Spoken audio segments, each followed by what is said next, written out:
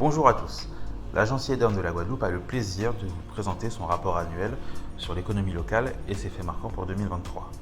L'étude de cette année montre que les tensions inflationnistes ont réduit le pouvoir d'achat des ménages et contribué à détériorer progressivement le climat des affaires, mais également les investissements privés. Le moral des chefs d'entreprise reste quand bien même positif. Malgré une baisse de 4% du nombre de demandeurs d'emploi de catégorie A en 2023, le taux de chômage reste à un niveau élevé de 19%. Les difficultés de recrutement persistent dans le secteur de la logistique, de la distribution et du BTP. À fin 2023, les échanges commerciaux se contractent avec la baisse de la consommation.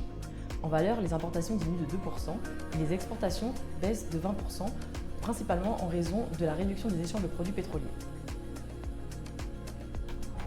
Dans ce contexte, notre rapport annuel montre notamment que les secteurs du tourisme et du transport ont bien rebondi après la pandémie.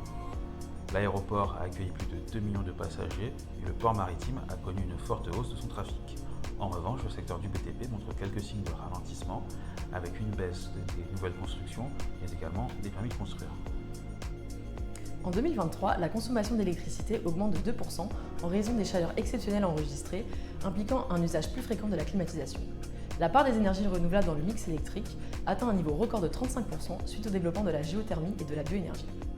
En 2023, l'activité bancaire en Guadeloupe ralentit dans un contexte de politique monétaire normalisée et d'inflation persistante. Les dépôts sont en baisse de 3,5% à 7,8 milliards d'euros en raison de la hausse des prix et du remboursement des PGE. Quant aux placements liés au taux du marché, ils augmentent grâce à des taux plus attractifs. Le financement de l'économie reste stable à 9,2 milliards d'euros, mais les taux d'intérêt des crédits continuent de croître, augmentant le coût des prêts personnels, des crédits à la consommation et des crédits immobiliers. Pour finir, vous découvrirez dans ce rapport des initiatives privées et publiques qui stimuleront l'économie locale. Vous retrouverez l'intégralité de notre rapport annuel 2023 ainsi que l'ensemble de nos publications en téléchargement gratuit sur notre site.